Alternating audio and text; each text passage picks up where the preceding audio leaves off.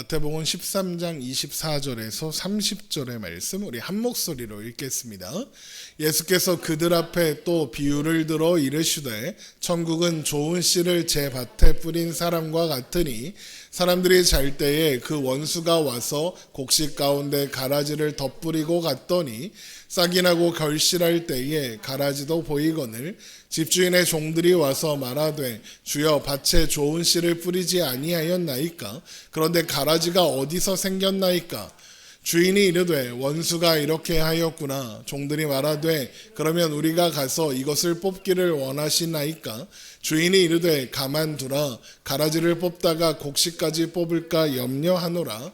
둘 다 추수 때까지 함께 자라게 두라. 추수 때에 내가 추수꾼들에게 말하기를 가라지는 먼저 거두어 불사르게 단으로 묶고 곡식은 모아 내 곡간에 넣으라 하리라. 아멘. 오늘 우리가 살펴볼 말씀은 마태복음 13장에 기록된 천국 비유 중에 알곡과 가라지 비유라고 부르는 비유입니다. 창세기 마태복음 13장 24절입니다. 예수께서 그들 앞에 또 비유를 들어 이르시되 천국은 좋은 씨를 제 밭에 뿌린 사람과 같으니 사람들이 잘 때에 그 원수가 와서 곡식 가운데 가라지를 덧뿌리고 갔더니 싹이 나고 결실할 때에 가라지도 보이거늘 이렇게 되어 있습니다. 어떤 사람들은 이 비유를 보고 교회 안에도 알곡이 있고 가라지가 있다. 그러니까 완벽한 교회를 기대하지 말고 또 그 가라지가 있을 수 있다는 걸 감안하고 신앙생활을 해야 된다라는 식으로 이야기하곤 하는데 이 비유는 사실 그렇게 적용하면 안 되는 말씀입니다.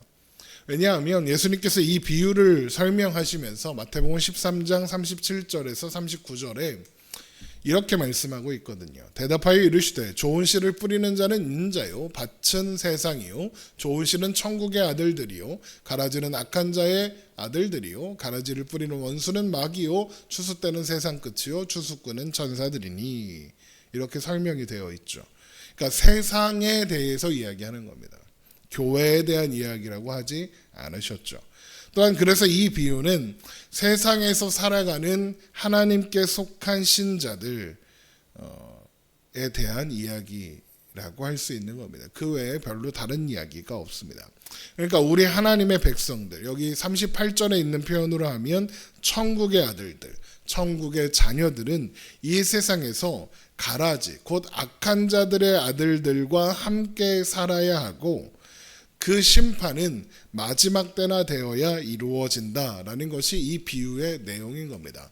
마태복음 13장 39절이죠. 가라지를 뿌리는 원수는 마귀요 추수 때는 세상 끝이요 추수꾼은 천사들이니 그런즉 가라지를 거두어 불에 사르는 것 같이 세상 끝에도 그러하리라. 그래서 마태복음 13장에 기록된 천국 비유를 보시면 우리가 지난 시간에 살펴본 씨 뿌리는 비유와 또 오늘 살펴보는 가라지, 알곡과 가라지 비유에 대해서만 주님이 친히 자세한 내용을 설명해 주시고 나머지 비유에 대해서는 자세히 설명하지 않으십니다. 그렇다는 것은 씨 뿌리는 비유와 이 알곡과 가라지 비유, 이 두 가지 비유가 마태복음 13장에 기록된 천국 비유 중 가장 중요한 비유라는 의미겠죠. 또한 그렇다는 것은 이 비유들을 중심으로 해서 배치되어 있는 다른 비유들은 이 비유들과 연관되어서 하나의 맥락 안에서 설명되어야 하는 비유다라는 의미이기도 하겠습니다. 먼저 겨자씨의 비유를 봅니다. 마태복음 13장 31절 또 비유를 들어 이르시되 천국은 마치 사람이 자기 밭에 갖다 심은 겨자씨 한 알 같으니 이는 모든 씨보다 작은 것이로되 자란 후에는 풀보다 커서 나무가 되매 공중의 새들이 와서 그 가지에 깃들이느니라. 또 비유로 말씀하시되 가루 서말 비유죠. 천국은 마치 여자가 가루 서말 속에 갖다 넣어 전부 부풀게 한 누룩과 같으니라. 이렇게 되어 있습니다. 먼저 가라지 비유는 추수 때가 되어야, 그러니까 세상 끝이 되어야, 심판 때가 되어야 알곡과 가라지가 분리되고 그 심판으로 인해서만 알곡된 보상을 받게 된다. 이런 내용이라고 할 수 있잖아요. 그러면 그 전에는 어떠느냐? 알곡과 가라지가 구별된 그 알곡과 가라지가 어떤 심판이나 어떤 보상이나 이런 어떤 구별 없이 그냥 같이 살더라. 가라지 사이에 알곡도 같이 살아야 한다라는 겁니다. 마치 밭에 심긴 겨자씨 같고 가루 새말 속에 삼켜진 누룩처럼 된다는 겁니다. 그리고 이건 사실 이 세상에서 살아가는 우리 신자들, 하나님께 속한 사람들, 우리 신자들은 세상에서 뭐 다른 게 없다. 우리가 기대하는 방식의 보상이나 심판은 없다. 오히려 우리는 땅속에 묻힌 겨자씨 하늘처럼 또 가루서말에 묻힌 누룩처럼 세상에 묻혀 있는 것 같고 삼켜진 것 같고 그렇다. 이것이 우리가 기억해야 하는 아주 중요한 내용이고, 그리고 그것이 오늘 가라지 비유에서 확인해야 하는 중요한 내용이기도 합니다. 그러니까 가라지 비유는 하나님께 속한 자들이 이 세상에서 살아갈 때 어떤 상황 속에서 어떤 상황을 마주하며 살아가는가, 이걸 설명하고 있는 겁니다. 지난 시간에 살펴본 것처럼 우리는 좋은 밭이 되었습니다. 그래서 30배, 60배, 100배의 결실을 할 수 있는 존재가 되었죠. 하지만 우리는 세상에 묻혀 있어서 세상적인 눈으로 보면 우리가 세상과 다르다는 것, 그러니까 우리가 좋은 밭이라는 것이 딱히 드러나지 않더라는 겁니다. 많은 신자들이 어떤 생각을 하냐면 내가 예수를 믿으니까 뭔가 특별한 대우를 남다르게 받았으면 하는 기대를 합니다. 오늘 본문의 표현대로 하자면 알곡과 가라지가 다른 보호를 받는다든가 뭐 거름을 좀 더 준다든가, 가라지는 햇빛을 안 받는데 알곡만 받는다든가, 뭔가 이렇게 가라지와는 구별되는 어떤 대우와 어떤 보호, 어떤 환경이 주어져야 한다고 생각한다는 겁니다. 그런데 가라지 비유 속에서 알곡과 가라지는 마지막 때까지 그런 식의 분리가 없습니다. 심지어 종들이 와서 분리할까요? 라고 물어봤더니 주인이 뭐라고 합니까? 내버려 두라 그럽니다. 똑같은 밭에 심겨져 있을 뿐만 아니라 심지어 비슷한 대우를 받습니다. 그러면 궁금할 수밖에 없는 겁니다. 뭐가 궁금하냐? 그러면 뭐하러 믿냐? 뭐하러 교회를 다니냐?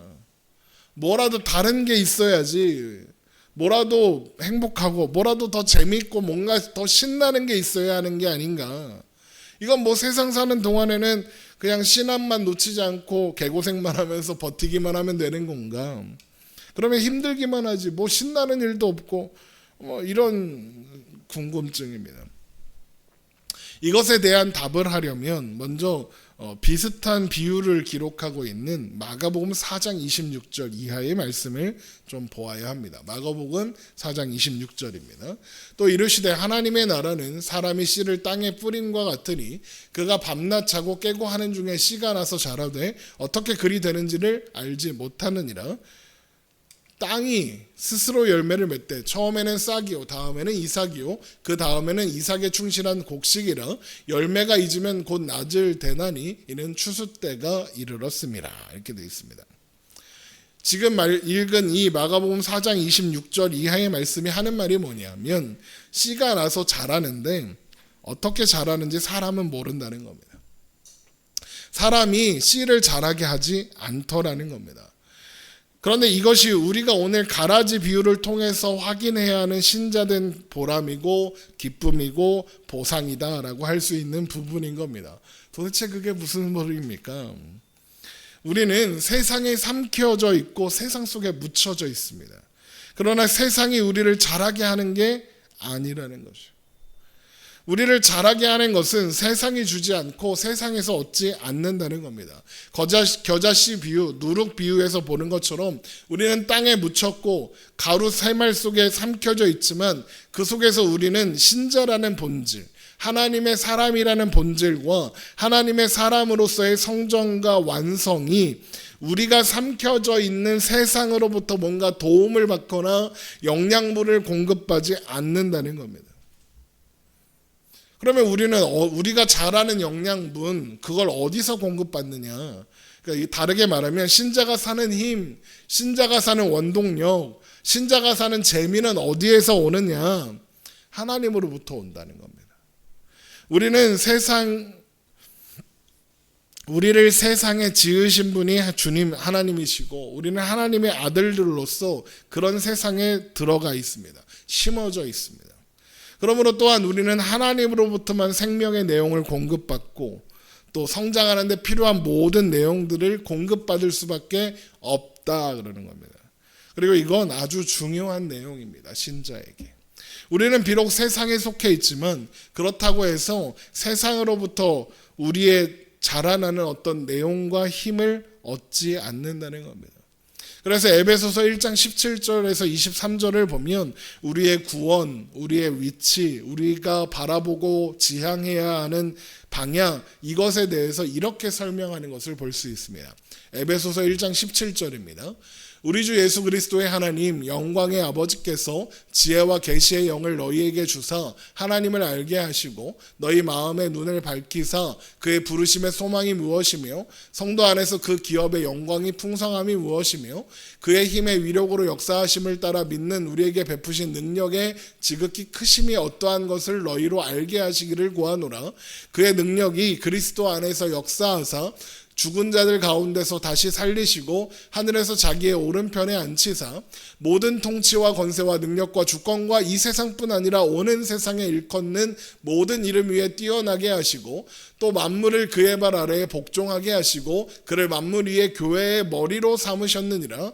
교회는 그의 몸이니 만물 안에서 만물을 충만하게 하시는 이의 충만함이니라. 이렇게 되어 있습니다.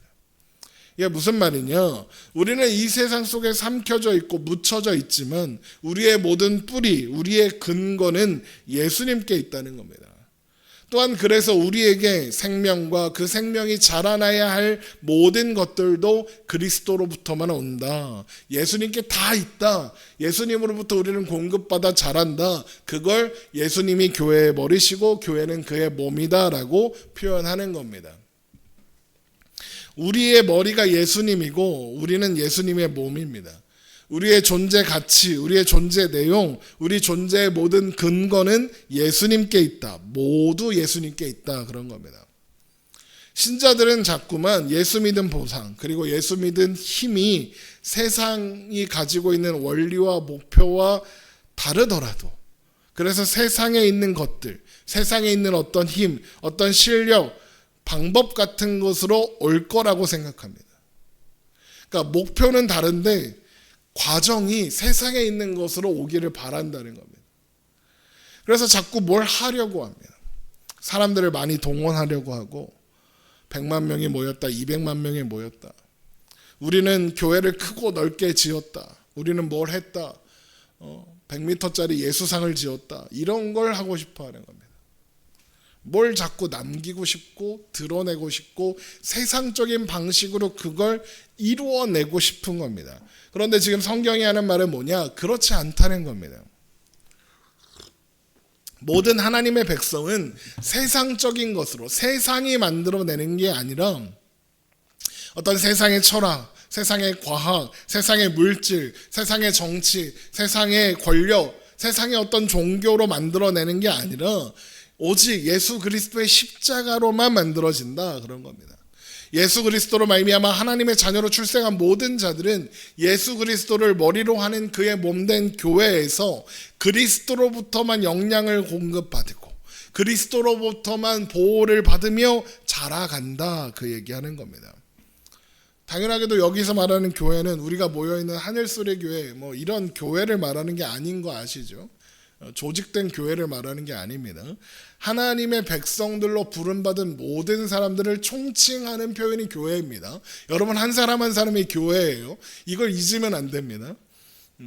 교회라는 공동체, 교회라는 건물 그건 하나도 안 중요합니다. 사실 중요한 교회라는 공동체가 의미 있고 이 공간이 의미 있어지는 건 교회된 우리가 모여 있기 때문에 그런 거예요. 그리고 모든 신자는 그래서 모든 교회된 우리들은 예수 그리스도의 몸으로 부름받는다라는 겁니다. 하나님의 자녀가 되는 사람이 누구냐? 예수 그리스도를 머리로 하는 그의 몸으로 부름받은 사람이다. 누구나 그렇다 이겁니다. 왜 하나님의 부르심을 받고 하나님의 자녀가 된 사람을 예수 그리스도를 머리로 하는 몸으로 부름받았다라고 하냐면 하나님께서 예수 그리스도를 보내어 우리를 하나님의 자녀로 만드실 뿐만 아니라 완성하는 일에도 그리스도를 통해서만 하시고 그리스도를 보내어 이 일에 실패가 없도록 하시고 우리에게 필요한 모든 것을 채우시는데 우리 손에 그것을 맡기지 않고 하나님께서 예수 그리스도를 통하여 친히 책임지고 이루신다는 의미에서 그렇게 하는 겁니다. 우리가 책임질 거면 우리를 머리로 하면 되는데 우리가 책임지지 않을 거니까 우리를 책임지고 이루실 분은 머리 대신 예수 그리스도니까 예수 그리스도가 머리고 우리가 몸이다, 그렇게 하는 겁니다. 우리는 세상에 삼켜져 있고 세상 속에서 가라지와 함께 살고 있지만 우리에게 허락되는 모든 복과 우리된 모든 정체성과 또 그 안에서 이루고 완성해야 할 모든 내용에서 우리는 그리스도로 말미암아 이루고 그리스도로 말미암아 승리한다라는 겁니다. 그래서 바울이 그 유명한 고백을 이렇게 하는 거 아닙니까? 빌립보서 4장 13절에 내게 능력 주시는 자 안에서 내가 모든 것을 할 수 있느니라. 여기에서 말하는 내게 능력 주시는 자는 물론 하나님 우리 아버지, 우리 주 예수 그리스도를 가리키는 거죠. 그러면 여기에서 할 수 있다는 모든 것은 뭘까요? 사람들은 여기에서 내가 할 수 있는 모든 것을 어떤 것으로 기대한다고요? 세상의 것, 세상의 물질, 세상의 권력, 세상의 힘, 이런 걸로 생각한다고요. 그런데 바울이 말하는 모든 것은 그런 게 아니에요. 그 앞에 이런 말씀이 있어요. 빌립보서 4장 10절 내가 주 안에서 크게 기뻐함은 너희가 나를 생각하던 것이 이제 다시 싹이 남이니 너희가 또한 이를 위하여 생각은 하였으나 기회가 없었느니라. 내가 궁핍함으로 말하는 것이 아니니라.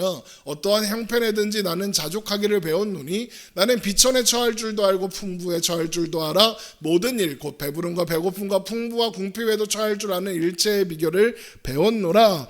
이러고 나서 4장 13절에 내게 능력 주시는 자 안에서 내가 모든 것을 할 수 있느니라 라고 하는 거예요. 그러니까 지금 사도 바울이 말하는 능력, 할 수 있다는 모든 것이란 세상적인 것에 대한 모든 것이 아니라 그가 내는 힘은 세상적인 것으로 말미암지 않더라. 능력은 세상적인 것, 배부른 것으로 오지 않더라. 배부른 게 힘을 주지 못하고 배고프다고 방해가 되는 게 아니더라. 풍부한 것으로 힘을 얻는 게 아니라 궁핍함으로 방해받는 것도 아니더라. 이런 겁니다. 왜 그렇습니까? 왜 풍부하고 궁핍하고 아무 상관없다 그러느냐? 그가 쓰는 힘, 바울이 쓰는 힘, 바울이 사용하는 능력은 하나님으로부터만 오는 것이지 세상으로부터 오는 게 아니니까요. 그래서 세상은 바울에게 힘을 줄 수도 없고 힘을 줄 수도 없으니 방해도 할 수 없다는 겁니다. 그래서 바울이 내가 모든 것을 할 수 있다라고 고백하는 그 앞에 내게 능력 주시는 자 안에서라는 전제를 달고 있는 겁니다. 바울이 빌립보서를 쓸 때 여러분 감옥에 갇혀 있었어요. 그런데 이런 말을 합니다. 모든 것을 할 수 있다. 이게 무슨 의미겠습니까? 내가 감옥에 갇혀 있어도 나는 약하지 않다. 저들이 나를 목 잘라 죽인다 해도 나는 방해받지 않는다. 세상은 바울에게 돈을 줄 수도 있고 지위를 줄 수도 있고 잡아 가둘 수도 있지만 그런 것들이 바울이 하는 일에 도움이 되지 않고 방해도 될 수 없다. 그에게는 힘이라고 할 수도 없는 것들이다 라고 고백하는 겁니다. 그리고 이것이 신자가 이 세상 속에서 살아갈 때 우리 자신에 대하여 알아야 하는 내용입니다. 우리는 우리의 힘이 어디서 오는지, 우리의 존재의 모든 내용이 어디에 뿌리를 두고 있는지, 어디에 근거를 두고 있는지 확인하고 알아야 합니다. 또한 그래서 늘 자랑하고 승리해야 합니다. 이 세상이 우리를 잘하게 하지 않습니다. 우리는 예수 그리스도의 몸된 위치에서 우리 주 예수 그리스도로 말미암아 자라가는 겁니다. 세상은 우리에게 뭘 주기는커녕 우리를 삼키려고 합니다. 하지만 우리는 그 안에서 하나님께서 주시는 힘으로 자라갑니다. 그런 신자의 삶, 신자의 운명이 우리에게 있는 겁니다. 그 모습을 가장 잘 보여주는 대표적인 예가 요셉입니다. 요셉 하면 뭐가 떠오르십니까? 애굽의 총리가 된 요셉, 꿈쟁이 요셉, 비전으로, 하나님이 주신 비전으로 꿈을 이루어간 요셉. 제가 이런 식으로 요셉을 띄운다는 건 무슨 뜻이겠습니까? 요셉은 그런 사람이 아니었다라는 이야기를 하려는 거겠죠.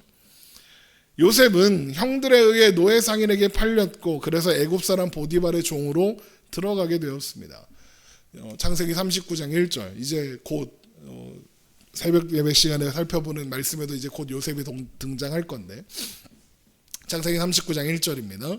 요셉이 이끌려 애굽에 내려가매 바로의 신하 친위 대장 애굽 사람 보디발이 그를 그리로 데려간 이스마엘 사람의 손에서 요셉을 사니라. 여호와께서 요셉과 함께 하심으로 그가 형통한 자가 되어 그의 주인 애굽 사람의 집에 있으니 그의 주인이 여호와께서 그와 함께 하심을 보며 또 여호와께서 그의 범사에 형통하게 하심을 보았더라.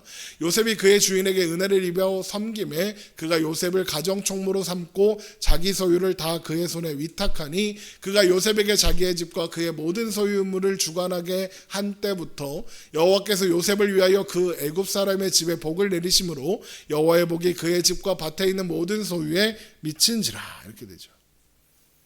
인정받고 이제 좀 살만해지니까 어떤 일이 일어납니까? 보디발의 아내가 무고를 해서 감옥에 갇히게 되죠. 창세기 39장 20절. 이에 요셉의 주인이 그를 잡아 옥에 가두니 그 옥은 왕의 죄수를 가두는 곳이었더라. 요셉이 옥에 갇혔으나 여호와께서 요셉과 함께 하시고 그에게 인자를 더하사 간수장에게 은혜를 받게 하심에 간수장이 옥중 죄수를 다 요셉의 손에 맡김으로 그 재반 사물을 요셉이 처리하고 간수장은 그의 손에 맡긴 것을 무엇이든지 살펴보지 아니하였으니 이는 여호와께서 요셉과 함께 하심이라. 여호와께서 그를 범사에 형통하게 하셨더라. 이렇게 되죠. 사람들이 이 말씀을 보고 막 은혜를 받고 그래요. 하나님이 함께 하신다, 어디에 가든지 막 이러면서. 그런데 이 말씀을 여러분 잘 생각해 보십시오. 이게 얼마나 복창 터지는 얘기인지 모릅니다. 왜 복장이 터지느냐? 하나는 요셉이 노예가 되는 장면이고 하나는 누명 쓰고 감옥에 억울하게 갇히는 장면이에요. 그런데 둘 다 뭐라고 합니까? 여호와께서 요셉과 함께 하심으로 요셉이 형통한 자가 되고 요셉의 주인이나 요셉의 간수가 그에게 호의를 베풀었다. 이렇게 되어 있습니다. 보세요. 요셉이 지금 노예가 됐어요. 하나님이 형통하게 하셨대요. 그래서 주인에게 사랑받았대요. 또 요셉이 감옥에 갔어요. 그랬더니 하나님이 형통하게 하셔서 인자를 더하사 간수장에게 은혜를 받게 하셨대요. 이게 뭐 하는 겁니까? 아니, 하나님이 요셉과 함께 계신다면서요. 형통한 자가 되게 하셨다며. 형통이 뭔데요? 그러면 우리가 생각하는 형통은 뭐예요? 노예로 안 팔려가야죠. 감옥에 안 갇혀야죠. 그런데 하나님이 팔려가는 건 내버려두고 노예가 됐더니 형통하게 하셨대. 하나님이 함께, 노예가 되니까 하나님이 함께 하셨고, 억울하게 누명을 쓰고 감옥에 가는 건 나타나서 보디발의 아내가 누명 씌울 때 나타나갖고 이놈 새끼 감히 우리 요셉한테 누명을 씌워 이렇게 해주시지는 않고 감옥에 가니까 형통한 자가 되게 하셨대요. 이건 뭐 놀리는 것도 아니고 뭐 하자는 겁니까?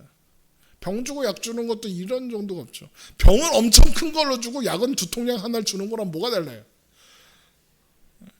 전능하신 하나님이 요셉과 함께 하셔서 요셉의 손에 모든 일에 하나님이 복주심을 모든 사람이 알게 하시고, 그래서 주인과 간수들로 하여금 요셉이 하나님과 함께하는 사람이라는 걸 알게 하셔서 요셉에게 호의를 베풀게 했대요. 아니, 큰 거는 다 빼고 마지막에 사소한 거 하나 도와주시는 것 같지 않아요? 뭔가 껄떡지근하고 찝찝하고 그러잖아요. 불이 나서 집이 다 타버렸다. 근데 창고에 있던 감자가 맛있게 익었더라. 감자 먹고 힘내서 뭐 하자는 겁니까 그게. 그런데 이런 요셉의 일에 대한 설명이 시편 105편에 가면 시편으로 이렇게 나오고 있는데 그 내용이 이렇습니다. 한번 읽어볼게요. 시편 105편 16절. 그가 또 그 땅에서 기근이 들게 하사 그들이 의지하고 있는 양식을 다 끊으셨도다. 그가 한 사람을 앞서 보내셨으며 요셉이 종으로 팔렸도다. 그의 발은 착고를 차고 그의 몸은 쇠사슬에 매었으니 곧 여호와의 말씀이 응할 때까지라. 그의 말씀이 그를 단련하였도다. 왕이 사람을 보내어 그를 석방하며 뭇 백성의 통치자가 그를 자유롭게 하였도다. 그를 그의 집의 주관자로 삼아 그의 모든 모든 소유를 관리하게 하고 그의 뜻대로 모든 신하를 다스리며 그의 지혜로 장로들을 교훈하였도다. 이렇게 되어 있습니다. 여기 보면 그가 한 사람을 앞서 보내셨으며 요셉이 종으로 팔렸도다. 그의 발은 착고를 차고 그의 몸은 쇠사슬에 매었으니 곧 여호와의 말씀이 응할 때까지라 그의 말씀이 그를 단련하였도다. 이렇게 되어 있고, 이 말씀을 보고 사람들이 뭐라고 생각하냐면 요셉이 믿음으로 견디고 버텨서 대단한 비전을 가지고 그 어려운 시간을 다 보내서 총리가 되었다. 이렇게 생각한단 말이죠. 그리고 거기에서 말하는 요셉의 비전이란 요셉이 꾼 두 번의 꿈을 이야기하는 건데, 그 꿈이 뭐냐? 첫 번째 꿈은 요셉이 만들어둔 곡식단에 형들이 만든 곡식단이 와서 절하는 꿈. 두 번째 꿈은 하늘의 해와 달과 11개의 별이 자기 별한테 와서 절하는 꿈, 이겁니다. 사람들은 이걸 요셉의 비전으로 보고, 요셉은 하나님 앞에 가졌던 신앙의 비전을 꼭 잡고 그 말씀이 응할 때까지 믿음의 은혜를 하여 승리했다라고 보고합니다. 그렇게 이야기들을 해요. 제가 어렸을 때 들었던 설교는 다 그런 설교였어요. 그런데 시편 105편의 말씀을 자세히 보면 요셉은 그런 비전을 가지고 있지 않았다는 게 확실해요. 시편 105편 18절을 보면 그의 발은 착고를 차고 그의 몸은 쇠사슬에 매었다 그랬어요. 여기에 몸으로 번역된 히브리어 단어는 네페쉬라는 단어인데, 이 네페쉬는 정신, 혼이라는 뜻이에요. 그러니까 쇠사슬에 매었다라고 할 때 또 매였다라는 단어는 히브리어 보인데, 영어로 하면 고인이에요. 고인이 뭐예요? 고인, 뚫고 들어갔다, 관통했다, 뚫렸다, 이런 겁니다. 그러니까 이 말씀을 직역하면 요셉의 혼이 쇠사슬에 뚫렸다, 이겁니다. 이게 무슨 말일까요? 우리 말에도 비슷한 표현이 있어요. 혼비백산했다, 정신이 나갔다, 정신 차려, 이게 뭐야, 멍해졌다, 이거입니다. 그러니까 지금 요셉은 지금 믿음으로 버티고 있는 게 아니라 도대체 왜 나한테 이런 일이 생겼을까? 혼이 빠지고 넋이 나간 상태였다는 겁니다. 왜요? 왜 혼이 빠지고 넋이 나갔을까요? 제가 이제 새벽 예배 때 나누고 있는 창세기에서 곧 이 내용을 다루게 될 거라서 스포하는 것 같아갖고 그렇긴 한데, 뭐 그때 가서 또 들으시면 되고, 간단하게 그 내용을 설명하면 야곱은 요셉을 후계자로 세우고 싶어 했어요. 그러니까 요셉을 편애했다, 이게 그냥 더 막내 아들이라 이뻐했다, 이게 아니라 요셉을 후계자로 세우고 싶었다. 10명의 형들 제치고 요셉을 자기 후계자로 세우고 싶었어요. 그래서 채색 옷을 입은 거예요. 요셉만 이뻐서 요셉만 좋은 옷 주고 다른 형제들은 나쁜 옷 줬다, 이런 뜻이 아니라 채색 옷은 그 집의 지도자, 왕자라는 뜻이에요. 그런데 형들이, 그러면 10명의 형들이 그걸 받아들이겠어요? 인정하고 싶지가 않겠죠. 그런데 아버지 눈치가 보여서 아버지가 있을 때는 요셉 눈치를 보겠죠. 하지만 아버지가 없을 때는 형제들이 어떻게 했을까요? 요셉을 무시했겠죠. 웃기고 있네, 네가 뭔데 이래라 저래라, 이러지 않았을 거예요. 그러니까 요셉이 어떻게 하느냐, 맨날 형들이 잘못한 걸 아버지한테 일러 바쳐요. 성경에 나와요. 뭔 뜻이에요? 쟤들이 나 무시했다, 이거예요. 그래서 아버지한테 자꾸 이러는 거예요. 형들이 내 말 안 들어요, 내가 지도자인데. 이거 자꾸 이러는 거예요. 그런데 어느 날 꿈을 꿨더니 형들의 곡식단이 자기 곡식단에 와서 절하고 해와 달과 11개의 별이 자기한테 절을 하는 꿈을 꿨어요. 이게 무슨 뜻이겠어요? 이 꿈이 요셉이 대장이다, 이런 뜻이잖아요. 그러니까 형들한테 가서 그 꿈 이야기를 하는 거예요. 왜? 당시에는 꿈이 어떤 신적 계시 이렇게 받아들여졌거든요. 그래서 우리도 지금도 그러잖아요. 누구 꿈 꾸면 뭐 이렇게 안 좋은 꿈 꾸면 전화 와서 물어보잖아요. 별일 없어 그러잖아요. 그냥 꿈인데 물어보죠. 그러니까 꿈에 의미 부여를 하고 이게 신적 계시다 이렇게 하면서 형들한테 얘기를 하는 거예요. 내가 이런 꿈을 꿨다. 이건 하나님이 주신 꿈이다. 이게 무슨 뜻이겠냐? 내가 이 집의 지도자라는 뜻 아니겠느냐? 그러니까 까불지 말고 믿어. 나를 받아들여라. 나를 지도자로 인정해라. 이게 하고 싶었던 거예요. 그러다 결국에 형들의 미움을 받아 노예로 팔려가고 감옥까지 가게 된 거죠. 그러니 무슨 정신이 있겠어요. 자기 집의 지도자가 될 줄 알았는데, 아버지의 후계자가 될 줄 알았는데 하루아침에 노예가 돼서 팔려갔어요. 그러니 도대체 이게 이런 일이 왜 나한테 일어난 건가 정신이 하나도 없겠죠. 그래서 그의 발은 착고를 차고 그의 몸은 쇠사슬에 매었다. 정신이 나갔다 이렇게 되어 있는 거예요. 그런데 그리고 나서 뭐라고 해요? 곧 여호와의 말씀이 응할 때까지라 그의 말씀이 그를 단련하였다 그러는 거예요. 보세요. 요셉이 말씀을 붙잡고 있었던 게 아니에요. 여호와의 말씀이 응할 때까지 그의 말씀이 그를 단련한 거예요. 말씀이 요셉을 붙잡고 있었어요. 요셉이 믿음을 붙잡고 믿음으로 하나님의 결말을 기다린 게 아니라 하나님이 요셉을 붙잡고 하나님이 요셉을 향해 가지고 있는 여호와의 말씀이 응할 때까지 하나님이 요셉에 대해 가지고 있는 어떤 뜻과 목적을 그에게 이루시기 위해서 간섭하시고 이끌어 가셨다, 끌고 가셨다 이런 거예요.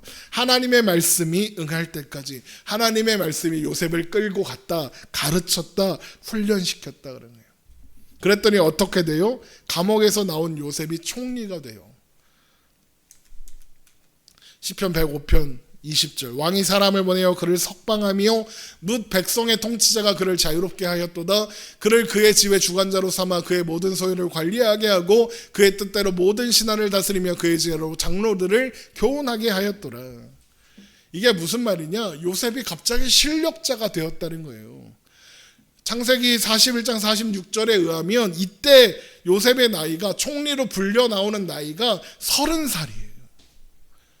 30살. 근데 30살짜리가 뭘 해요? 모든 신하를 다스리며 장로들을 그 지혜로 교훈했대요. 30살의 나이에 당시 거의 유일했던 제국의 체계를 가지고 있었던 나라의 총무의 직무를 수행할 만한 실력이 요셉에게 있더라 그러는 거예요. 그러면 그 실력이 어디서 왔을까요? 노예 생활과 죄수 생활에서 배운 거죠. 애굽의 유력자 친위대장 보디발의 집에서 그리고 그가 관리하는 감옥 왕의 죄수들 정치범 수용소에서 배운 거예요. 그리고 이건 오늘 우리가 살펴보고 있는 알곡과 가라지 비유와 아주 일치하는 내용이에요. 세상은 요셉을 노예로 삼고 죄수로 삼아 괴롭히고 죽이고 묻어서 삼켜버리려고 했는데 하나님이 요셉을 그 속에서 하나님이 주시는 생명과 하나님이 공급하시는 내용으로 채우셨다는 거예요. 요셉은 정신이 하나도 없었어요. 이게 뭔가, 이게 내가 어떻게 사는 건가, 나한테 왜 이런 일이 났는가, 이렇게 막 정신없이 사는데 하나님이 그 시간들 속에서 하나님의 말씀으로 그를 멋진 사람으로 자라게 하셨다.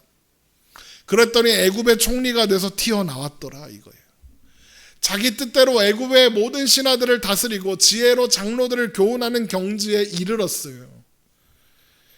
이건 누가 봐도 세상이 준 건 아닌 거예요.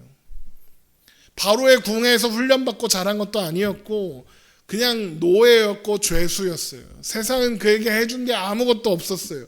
방해하고 괴롭히고 말살하고 무시했어요.